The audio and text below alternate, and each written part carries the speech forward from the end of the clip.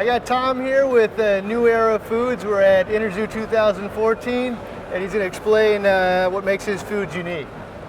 Okay, so we're a manufacturer of unique fish foods from the UK. Everything is made by us in the UK under our roof.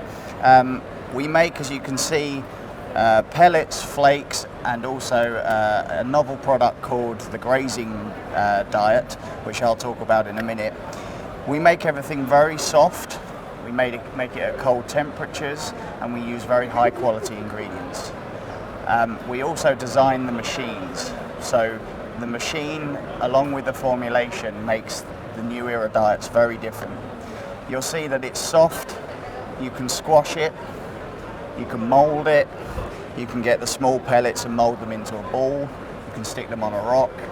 It's quite versatile, and it's very different to your normal pellets and your normal flake. The flake itself comes in very big chunks, you can always break it down. And equally, everything here is designed to be very stable in water. So are all these pretty much the same elements, just in different sizes and shapes? Yeah, the reason we show this is because it's just a different way of presenting the diets. So the principles behind them are all the same.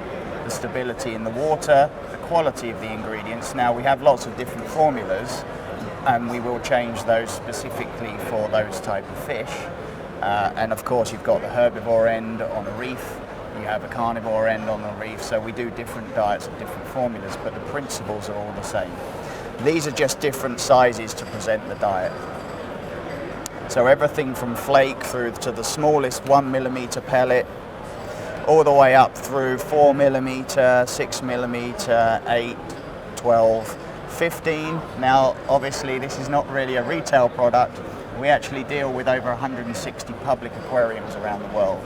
So this kind of thing goes to a Jack or a Trevally in a very big, 6 million gallon exhibit, wherever it happens to be, whether that be in the US, Dubai, wherever. But the principle's the same, whether it's a nano aquarium and they're feeding the flake and the tiny pellet, or whether it's a 6 million gallon aquarium. It will help with your water quality. The health of the fish will definitely improve. Natural colour will come back to the fish as well, because ultimately the ingredients that we use are there for the physiology of the fish. They're not there to bulk it out, they're not there for human reasons, they're there because the fish needs these ingredients. We do a lot of research. In over 30 years worth of research, we've looked into what particularly reef fish need, and we've put this in a diet.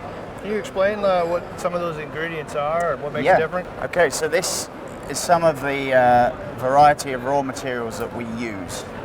As I said before, the quality of these is really, really important.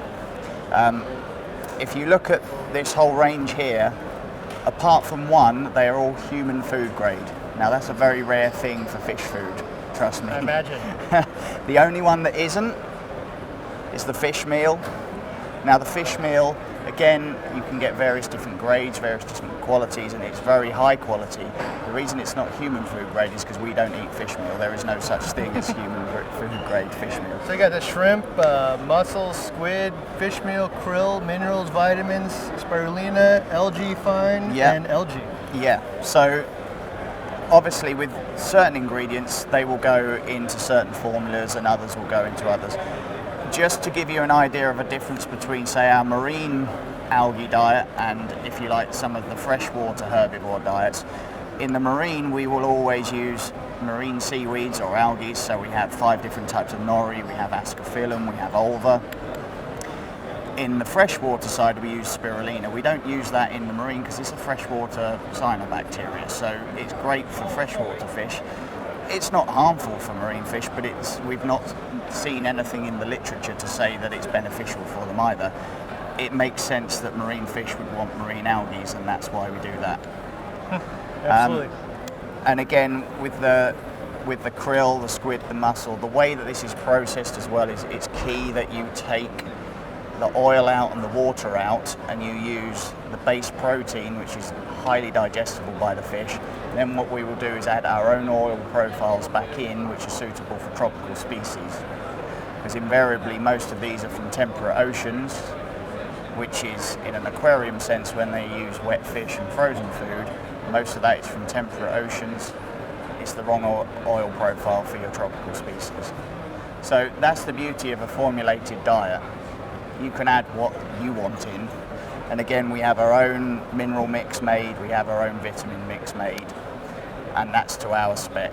And again, all the research that we've done and the research and the scientific papers that we've read, so that's how it works.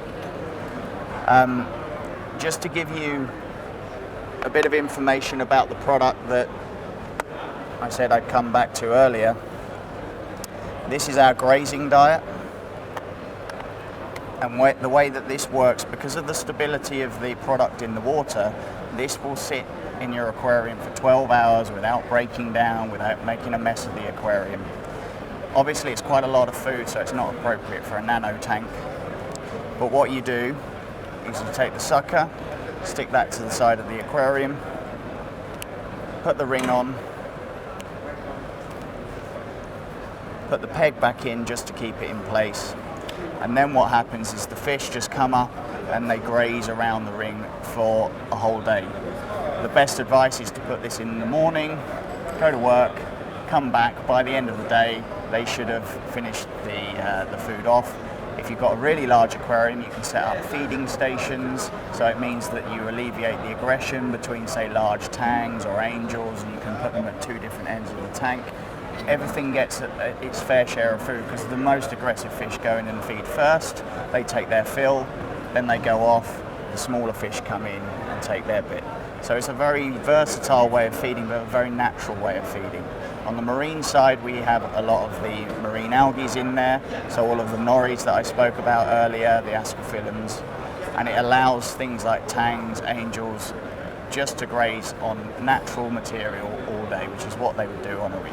I know a couple of the guys at our shop actually are using this, so okay. I'm pretty familiar with it. Yeah, no, it's one of our unique products. We like to think that most of our stuff is unique because of the way that it behaves, and it's soft, it's different, it's made at cold temperatures, so it keeps all the nutrition intact. But this is something that obviously people look at and go, well, I've not seen that before. So Excellent, excellent. So you got, these are a variety of, you sell for freshwater and saltwater? Yes, we do. Yeah, we have a variety of saltwater diets, which go from the algae end of things with the algae pellet and the algae flake, through the marine grazer, which is more of an omnivore diet, up to what we call the marine range, which is the more carnivorous end of the spectrum. We also do an immunostimulant version of the marine diet as well. So that's the marine range in the retail side of things. We do the different sizes for the aquariums. And then on the freshwater, we do a range of different cichlid diets. We do goldfish, we do your standard community tropical species, discus, and again, even with the cichlids, we do different sizes for those larger species as well. Catfish diet, pleco log, which is a similar principle to the grazers, and they just come and sit on the log and graze on that all day. Excellent. Is there anything else you'd like to share with us? I guess the latest thing that we're just about to bring out, which is what we've been working on for a while. As I said, we designed the machines, and because the way we process the diet, it's very hard to make a really small pellet. And okay, some people don't want to use flake for whatever reason. It might go over the weir and it floats around the aquarium. We've managed to come up with this very small size, which is the 1 millimeter, which will be hopefully out in the US in the next 2 months, something like that. That small size will be popular. So this allows you to obviously feed smaller fish. Currently the smallest pellet size is that, so if you can show the difference there between those two, that's a significantly smaller this is going to be a pretty common size for like smaller reef fish. Yeah, smaller reef fish, things like anthias. The other thing is, because it's got a large surface area for the size of it, it tends to create more drag in the water, so it sinks slower. All these pellets are dense, so they sink relatively quick. but this will actually sink slightly slower just because it's got more surface area for the density, if you like. This has also allowed us to make a freshwater shrimp diet, because obviously they're so small that you wouldn't want to be feeding them this. Yep. So it's given us some versatility, and we're going to be doing this in the marine range, in the algae pellet and in the marine pellet. All right, excellent, Tom. Well, thank you very much for your time. Thanks, Ryan. Appreciate it. No problem.